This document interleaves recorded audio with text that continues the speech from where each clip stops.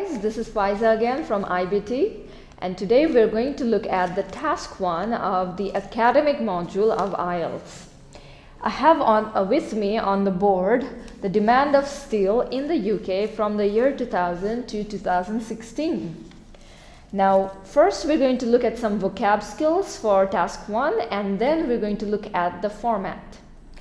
To begin with, whenever you get a piece of data, whether that's a bar graph as it is over here, or a pie chart or a table, there will always be some changes in the data. For example, we can see that from the year 2000 onwards, the demand for steel fell steadily, and then over the next few years it increased.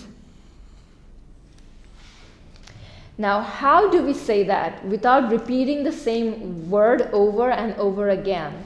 We can say the demand decreased. That's the most common word we use. Similarly, we can say the demand fell. Another word, a very common word, is dropped. The demand dropped. But now let's look at some more words which are less common. For example, we can say the demand diminished. We can also say the demand declined or dwindled. And last but not the least, the demand sank. All these words mean the same thing, so you can use them interchangeably. Make sure not to repeat the same word a second time, because on the IELTS exam, variation of vocabulary matters. Moving on, so this is we've covered so far the fall of trend.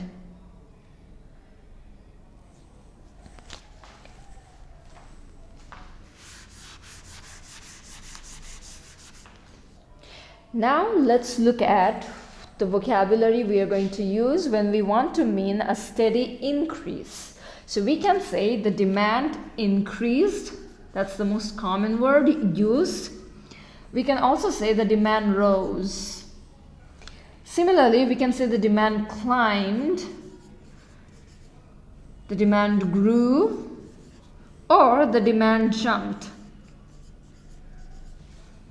So all these words mean the same thing and can be used interchangeably for the trend where the demand or the trend increases.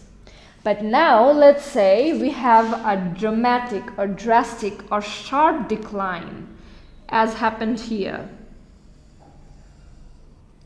This is a fall, but this is a very sharp fall. So this is not like the ordinary or steady fall. So what words do we use in this case? Pause. So when the fall is very steep or sharp, the verbs we can use are, the first one's plummeted. So we can say from the year 2006 to the year 2009, the demand for steel plummeted, which means fell sharply. Similarly, we can use the verb plunged or dived.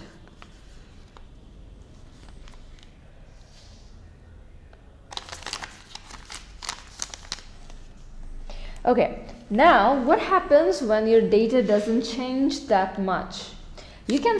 As you can see that over the years 2010 to the year 2013, the demand for steel remained relatively unchanged. So the verbs you can use is really remained, steady,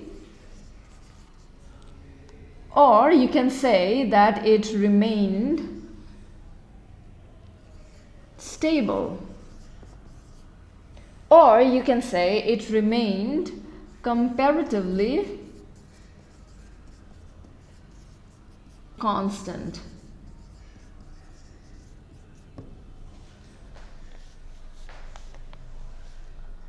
Last pause. However, you can see in the last bit of the graph, the bar chart, what happens is the demand increases, but that increase is very sharp. So what do we use? We can say that the demand shot up. It shot up. Or we can say the demand escalated, which means the same as shot up. We can say the demand rocketed because it increased steeply. We can also say the demand soared. All of these words mean that the demand increased dramatically or steeply.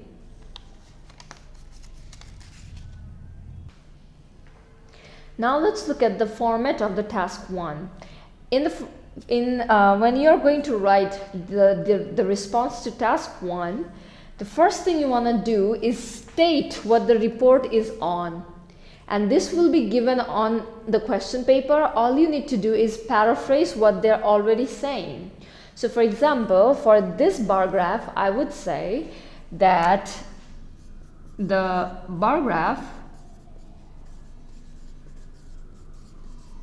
represents, you can say represents, you can say illustrates, you can say displays, you can say shows. You have multiple choices.